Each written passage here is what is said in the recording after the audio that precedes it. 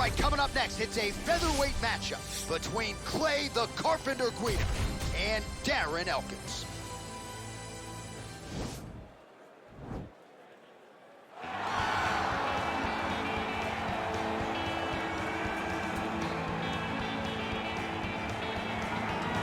All right, so here he is, one of the better offensive takedown guys we have in the UFC, DC, and if anyone is well-equipped to speak to this, it is you. The opponent knows what's coming. At least to this point in the UFC, no one's been able to stop him. He just has to keep him away, because the moment this guy gets close enough to either grab a leg or make body contact, now you're in trouble. He has a knowledge and an understanding of position from a lifetime of just all grappling, judo, wrestling, sambo. He does it all, and he has just so many ways to get you to the floor. This guy once told me that if you can get your leg, he's going to finish. Because he's going to give you so many things to think about, you will not be able to process and keep up with him, and eventually you're on the mat. It's unbelievable to watch him apply that knowledge to the mixed martial arts fight. And as the wrestlers say, this is not a guy you want anywhere near your bracket. No, you don't want him in the bracket. Well, this dude is a submission magician. I am very thankful I am not fighting him here tonight, and it's really a case of pick your poison. He has so many different chokes in his arsenal and has been a master of getting these fights exactly where he wants them. There are black belts, and there are guys like this who can do jiu-jitsu at a level that not many people, regardless of the time spent, can truly get to. His understanding of position is truly unbelievable. He always has the frame. The moment you start to press into him, he's always underhooking, always looking for the next escape route, but not to get back to his feet. He wants to go from bottom to top. If he's in the top position, you are constantly in danger. Don't think he can't submit you from the bottom. But his position of choice will always be in the top position, sitting in that beautiful half guard. Yeah, his striking also has improved a lot, but no secret as to what he'll be trying to do in this matchup tonight. Ladies and gentlemen, this fight is 3 rounds in the UFC featherweight division. Introducing first, fighting out of the blue corner, a freestyle fighter holding a professional record of 28 wins, 11 losses. He stands 5 feet 10 inches tall, weighing in at 145 pounds. Fighting out of Portage, Indiana, USA, Darren the Damage Elkins. And now introducing his opponent, fighting out of the red corner. This man is a freestyle fighter holding a professional record of 38 wins, 19 losses. He stands 5 feet 7 inches tall, weighing in at 145 pounds. And when the action begins, our referee in charge, Yves Levine. The veteran Yves Levine draws the assignment here. You ready?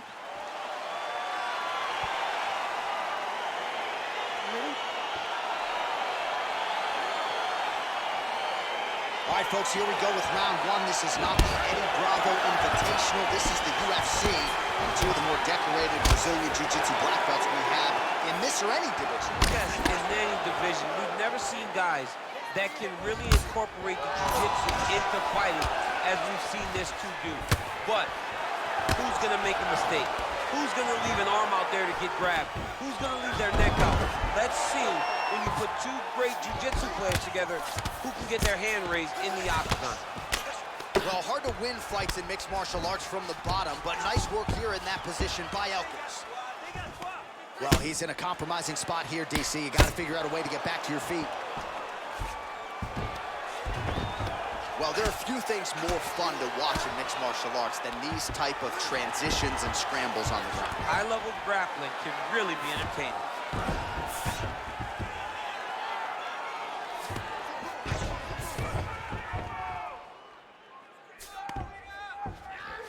All right, so he's got the body locked down here, DC, or so it appears. This is not a guy you want anywhere near your back. Working off of his back here. Looks like he may try to hip escape. Close guard. Elkins has got his head looking for a guillotine.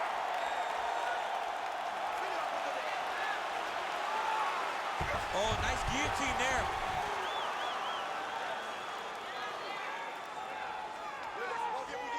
Oh, we're getting a finish here.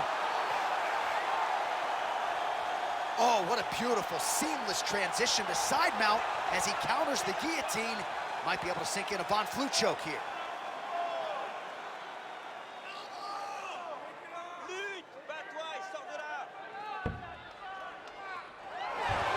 Wow.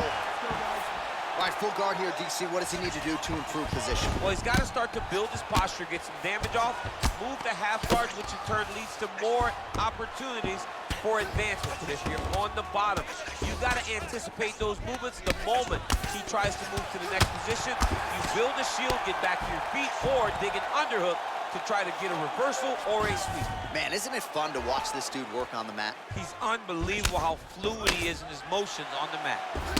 Crazy accuracy and efficiency with these ground and pound strikes here, and if you're the opponent, you got to intelligently defend or the referee's going to stop. You got to defend, but you can see him now starting to gain posture, and the intensity at which he's throwing these ground strikes is starting to improve.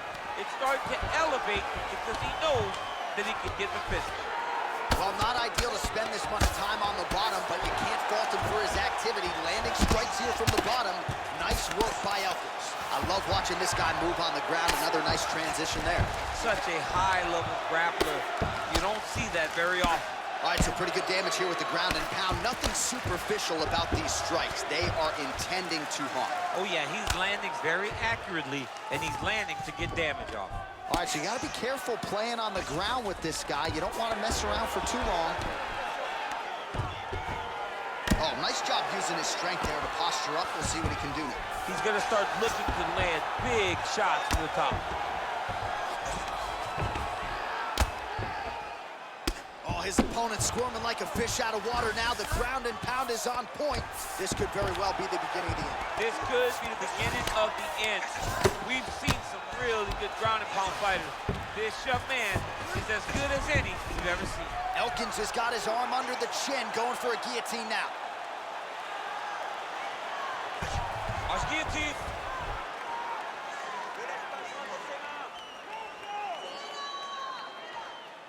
He might get a finish here. Oh, look at this. Jumps over into side mount to try to counter the guillotine. Maybe going with that Von Flue choke, or I guess we should probably call it the OSP at this point.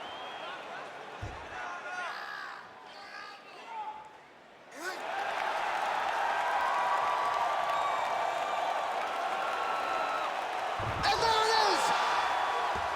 Yo, wow! That was nasty! Oh, my goodness, what a fight.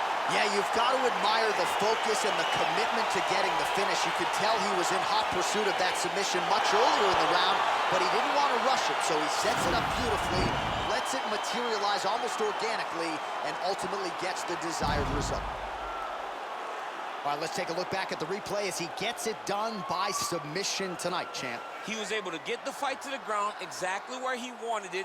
Eventually, his opponent gave him an opportunity to get a submission. He did that, and he should be very proud of the work he did tonight in the octagon. So there he is, your winner by submission, and that's exactly how you put the rest of this division on notice. Looks like this guy could be a factor moving forward in this division. Ladies and gentlemen, referee Eve Levine has called a stop to this contest at 4 minutes, 17 seconds of the very first round. For the winner by submission, Clay, the Carpenter Guida! Well, what an incredible result here tonight as you see the winner there celebrating his victory by way of submission, and they put so much stock into finishing this fight. They felt like to really spin his career forward, they needed to not just win, but get the finish, and they certainly got it tonight. They got the finish. He's such a terrific grappler. Every time he's on his back, he looks for